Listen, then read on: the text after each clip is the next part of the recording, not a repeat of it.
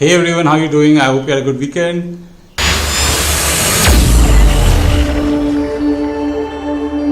Most of us, a lot of us, many of us love coffee. How much do we know about coffee? So the video today is going to be about coffee.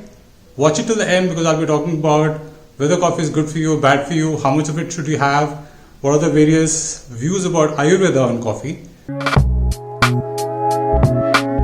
First of all, let's understand where coffee comes from. So there is this plant known as coffea.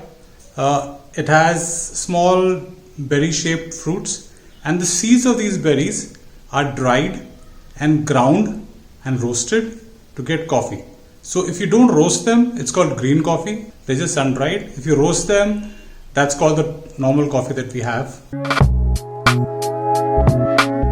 There are basically two main varieties of coffee. They are known as Robusta seeds, which are rounder, smaller seeds, and Arabica, which is slightly elongated seeds.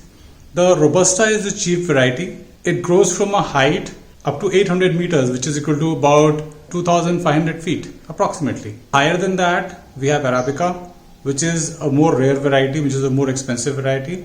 And the higher you go, it grows up to a height of total of about 2,200 meters, which is equal to 6,000 to 7,000 feet. So at that height, we get the most expensive variety of Arabica. When we go to buy coffee seeds in the market, so first thing you ask them, is this Arabica or is this Robusta?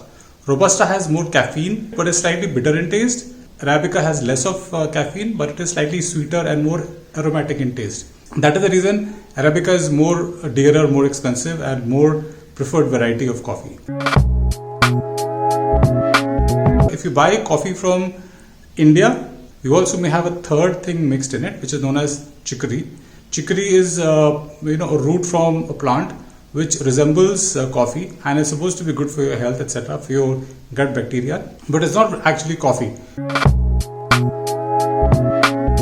Most of these companies, I don't want to take names, so what they do is that they take Robusta coffee and they brew it and then they dry it. So when they dry that liquid, what is left behind is that powder, which is then all you have to do is mix water in it and it becomes the liquid again. So it's not really, in most countries in the West, they look down upon instant coffee. They don't even consider it coffee because it's known as a lazy man's coffee. And most of these companies use only Robusta. They don't use Arabica at all unless you buy the gold variety. If you buy so-and-so coffee gold, so-and-so coffee platinum, that may be Arabica. It doesn't say on the label. But normal coffee is almost 100% Robusta and the cheapest variety of Robusta. How do you brew coffee? So there are various methods of brewing coffee. Very often we see the espresso machines in the marriage parties and all that, which is not even espresso. That's a sham of an espresso machine. So the most common form of making coffee in a coffee shop is what they do is they make an espresso, which is nothing but they take the coffee, mostly Arabica and a little bit of Robusta mix, depends on which coffee shop you want to, and they'll put it in a small container and they'll pass heated water through it at a certain pressure. So you get a small creamy extract that flows out of it, and that creamy extract is known as espresso. It'll only work when the coffee powder is compacted to a certain level and when the heated water is passed at a certain pressure. If the pressure is lesser, it won't pass through. If it is higher, it'll be very watery. So it's an art. I mean, a person who makes espresso coffee has to learn how to make a perfect espresso coffee. It is not everybody's cup of coffee. So once you have espresso coffee, then you can make so many different coffees out of it. If you put the milk in this, it becomes cappuccino. If you put this in milk, it becomes macchiato. If you freeze it or if you cool it down, it becomes a frappe. But basically it all starts with the espresso. And if you mix plain water in it, it becomes Americano. So these are the various types of coffees normally served in a coffee shop. Some unpopular varieties of brewing, like the French press or the mocha coffee or the pour-over coffee. Pour-over coffee is nothing but you put a filter, a conical filter, and you put the coffee, ground coffee powder, and you pour hot water over it. The coffee water collects in the container below.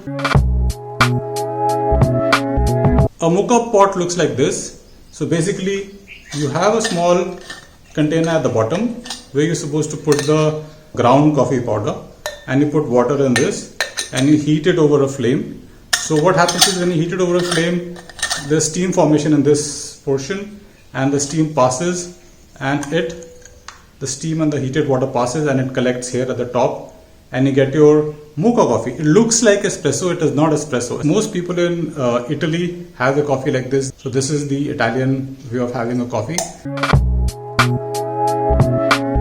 Now, one very important thing which most people don't know is that whenever you make coffee, whether it's espresso, whether it's macchiato, whether it's instant coffee, you cannot heat your water or milk above 70 degrees centigrade.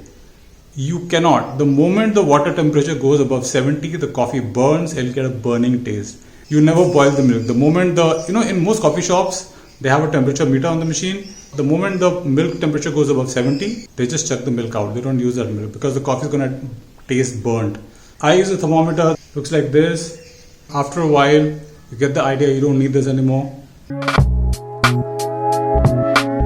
So what it does is basically, it elevates our stress hormones. So we have stress hormones, like we have adrenaline, like we have cortisol. So it elevates those and it brings about the fight or flight response in our body. It raises our temperature, raises our blood pressure, raises our blood flow in our body so that we're ready for a fight. So basically, many people, when they go to the gym or when they want a extra boost of energy, they use coffee to induce that extra boost of energy in their body. But one thing you must remember, whenever you drink coffee, whenever you consume coffee in any form, what you're essentially doing is, you're borrowing energy from the future. Now, this is a very important concept. So you're not generating extra energy, you're just borrowing energy from the future. So for example, if you have coffee now, so 6 hours from now, you're going to feel more lethargic, more sleepy, more drained out. And for those people who are constantly consuming coffee or any form of caffeine, they constantly borrow energy from the future. So whenever they do give up, so they'll probably sleep for a few days because they borrowed that energy from all those days when they were consuming coffee. So this is a very important concept to remember. Also, what coffee does is that we have rest or tiredness or sleep receptors in the brain. So coffee goes and fills those receptors and tells the body that, okay, you don't need to sleep anymore. So after a period of time, you need more coffee to fill those same receptors so that you're not sleepy anymore. So the same amount of coffee won't work for you anymore. You need more and more. And whenever you do give up or reduce the amount of coffee, you're going to feel very groggy, sleepy, dizzy, lethargic that particular day or those particular few days. What is the safe amount of coffee to have in a day? So as per the FDA, the safe amount of caffeine that you can consume in a day is 400 mg, which in my practical opinion is very, very high. I think that is the threshold. That is for people who are 7 feet tall or 6.5, 7 feet tall, and they're huge in size like most Americans are. But for an average Indian, I think it's about 250 mg, which is equal to about 1 to 1.5 cups of instant coffee. If you're taking coffee which is brewed from coffee powder, maybe 1 cup is good enough. If you take coffee from Starbucks, maybe half a cup, because Starbucks is very strong coffee. They also use Robusta in their brews, so the amount of caffeine in their coffees is very high. Coffee doesn't entirely leave your body in a few hours. So what it does is it works on the principle of half-life. So they've calculated the half-life of coffee to be about 5 to 6 hours. Let's say 6 hours. So what happens is, if you consume 100 mg of coffee at, let's say, 10 in the morning, so 6 hours from 10 in the morning is about 4 p.m. So by 4 p.m. you have 50 mg left in your body, half of that. And take another 6 hours. So by 10 p.m. you still have 25 mg left in your body, and that's your sleeping time. What if you consume 400 mg at 10 a.m.? So by 10 p.m. you still have 100 mg in your body, which won't let you sleep. So calculate backward from the time you go to sleep and see how much coffee you can drink. Can you handle that? Can you go to sleep? Will that let you sleep or will that keep you awake? Everybody's bodies are different, so you decide for yourself. Now, what is the Ayurvedic view on coffee? So we have 3 types of traits in Ayurveda. We have Kapha, Pitta, Vata. Like Kapha is those people who have too much water in the body. Pitta is people who have too much fire in the body. And Vata is people who have too much air in the body, or their bodies are drying up or dried up. So mostly old people will have Vata. So coffee is something that will heat your body. It is not good for people who have Pitta, the fire element. If you have Vata, like your body has dryness, but be careful guys, it's not good for you. If you have Pitta or if you have Vata, coffee should be had very judiciously. If you have Kapha, it is probably going to help you because It clears out your kapha. It clears your phlegm. Probably people who have kapha can take coffee, but very judiciously. So this is the view of Ayurveda on coffee. So that's all, guys. Do comment and let me know if you agree with what I've said, if there's anything that I've missed out. And where's my coffee? So do let me know in the comments. I think I left my coffee in the kitchen. I'll just fetch it. And you have a good day, guys. See you again soon. Bye bye.